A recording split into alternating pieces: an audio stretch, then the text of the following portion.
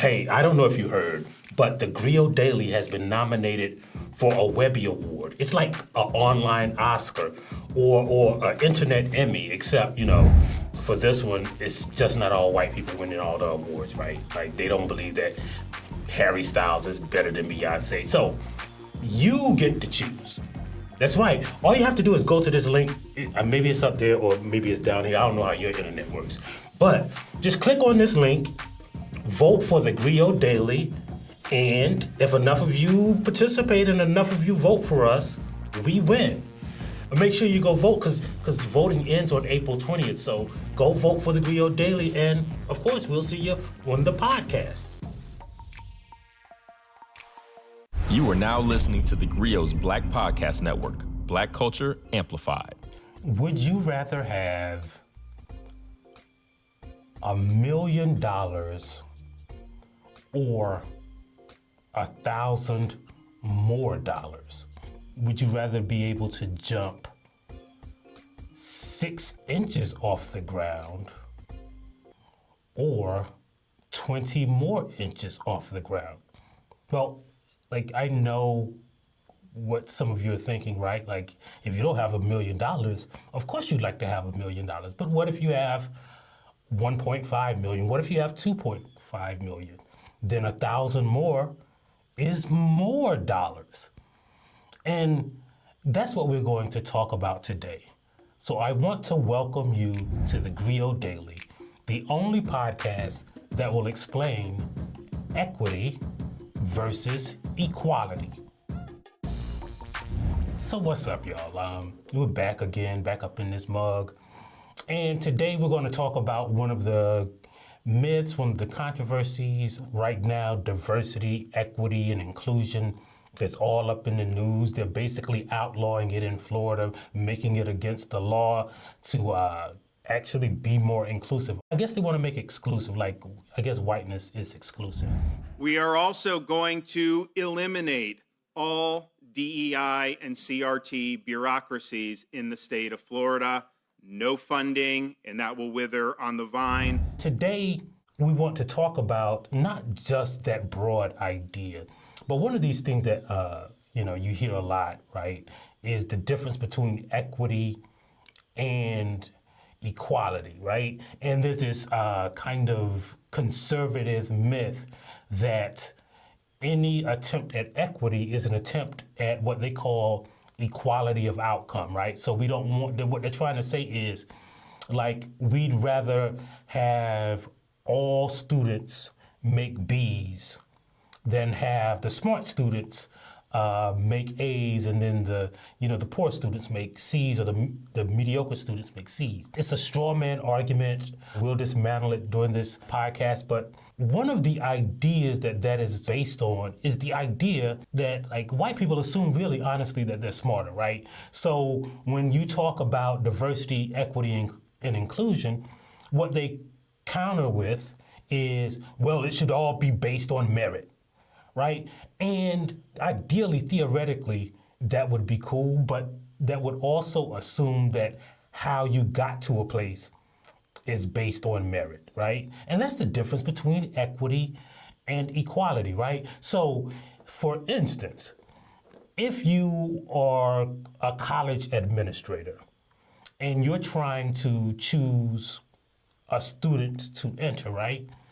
Well, you have to figure in race because you're looking at equity, not equality. We know that not all schools in America are equal, right? Like, we know that black schools, majority black school districts are underfunded at about $1,622 per student, right? We know that, right? That's data, right? So if you're going to just look at 2 students, right, you're going to have to factor in the fact that one of them just had more money every year that they were in school, in high school, right? In middle school and in elementary school. You have to factor in the fact that majority black schools literally have fewer books in the library. They have fewer resources and the teachers are paid less.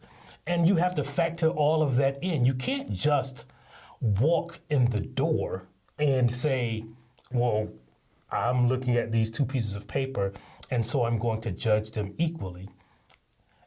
That is why we need equity. For instance, if I ask Bill Gates, hey man, would you like to have $1 million in your bank account? He'd laugh, right? If I'd asked an unhoused person, they'd rejoice, right?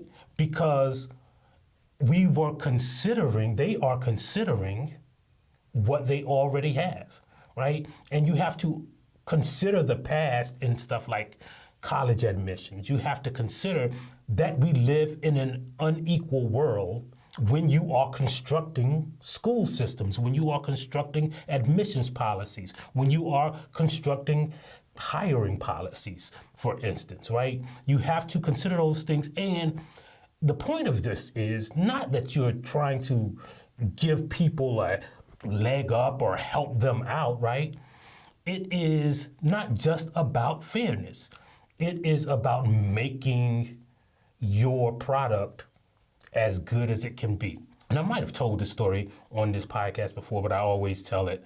When I was in college, I went to a school that had a big engineering department, and so they had this race every year. But the race was not to build a solar-powered car that could go the fastest. It was to build a solar-powered car that could go the furthest on solar power. And my friend, who was an engineering major, my frat brother, he was trying to figure this thing out. His whole team was together trying to figure it out, but they couldn't figure it out, right? They knew they were going to lose. So this kid from around the way, like he was literally grew up in the projects. He was part of one of our social projects. He was there, and he was like 12 years old, but he had taught himself how to weld. And he would make these huge, like 6-foot-tall bicycles. But to pedal those bicycles, he had created the systems of pulleys and chains. So he would take bicycle chains apart, then put them back together so that they were longer and could go through the pulleys. And he showed them how they could apply that to his car. Now, all of those people on my friend's solar car team, they had learned from the same teachers. They had been in all the same classes. They essentially had a homogeneous learning background.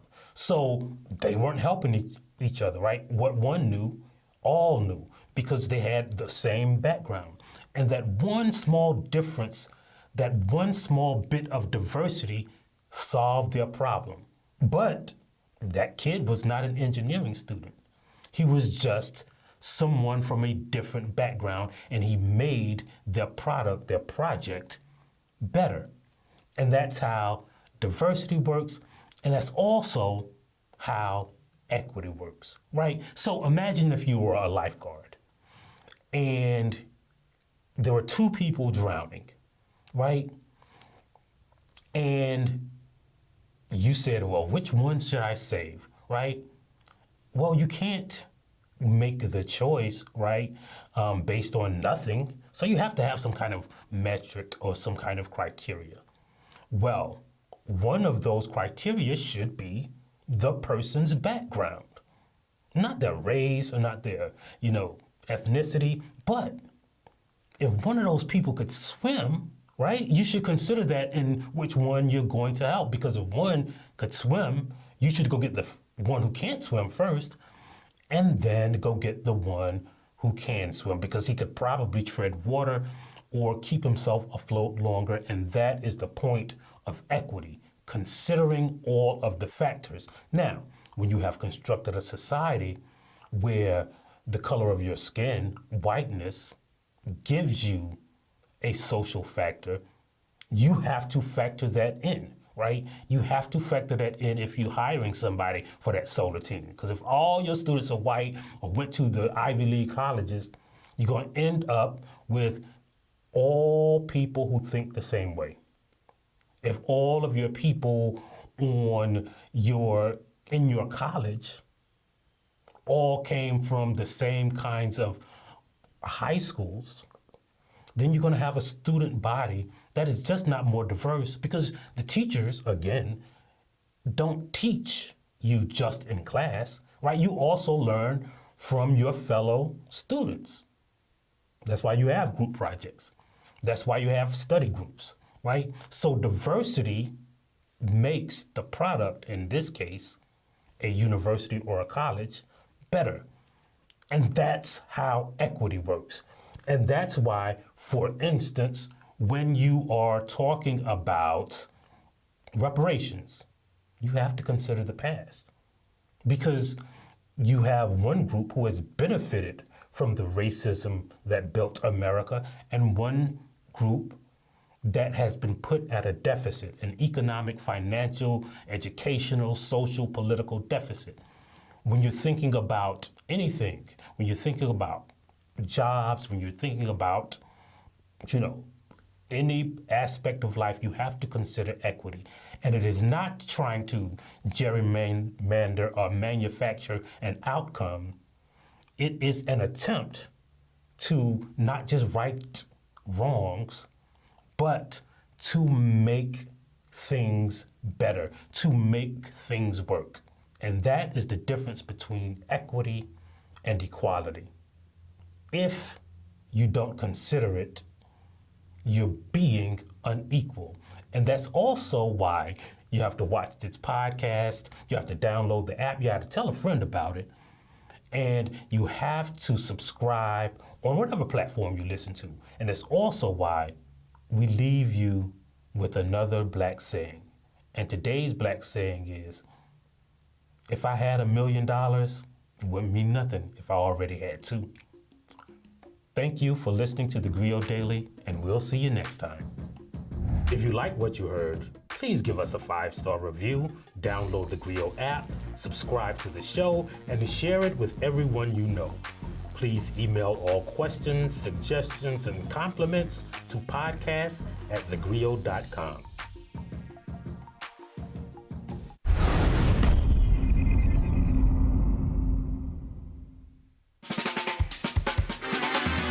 I'm political scientist, author, and professor Dr. Christina Greer, and I'm host of the Blackest Questions on the Grio's Black Podcast Network. This person invented ranch dressing around 1950. Who are they? I have no idea. This all began as an exclusive Black History trivia party at my home in Harlem with family and friends. And they got so popular, it seemed only right to share the fun with our Grio listeners. Each week, we invite a familiar face on the podcast to play. What was the name of the person who was an enslaved chief cook for George Washington and later ran away to freedom? In 1868, this university was the first in the country to open a medical school that welcomed medical students of all races, genders, and social classes. What university was it?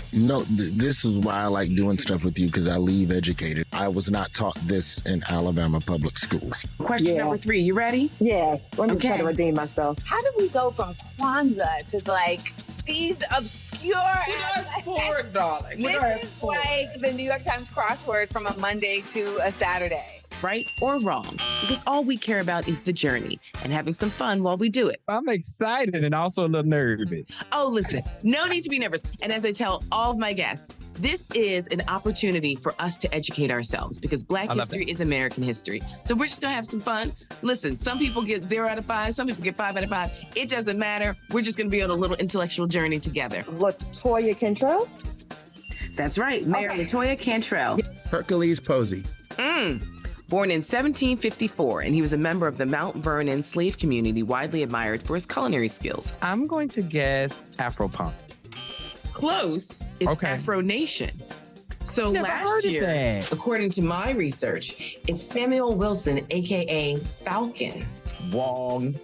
Wrong. I am disputing this. I'm very 99.9999 sure that it is Representative John Lewis, who is also from the state of Alabama. That lets you know, Christina, we got some goodness come out of Alabama. There's something in the water in Alabama, and you are absolutely correct. The harder they come. Close. Oh, wait. The harder they fall? That's right. I'm one of those people that just changes one word. I mean, I know the song too well. I just don't know nothing today. It's I'm going to pour myself a little water while you tell me the answer. The answer is Seneca Village, which began in 1825 with the purchase of land by a trustee of the AME Zion Church. You know why games like this make me nervous? I don't know if I know enough black. Do I know enough? How black am I? Oh, my Lord, we gonna find out in public. So give us a follow, subscribe, and join us on the Blackest Questions.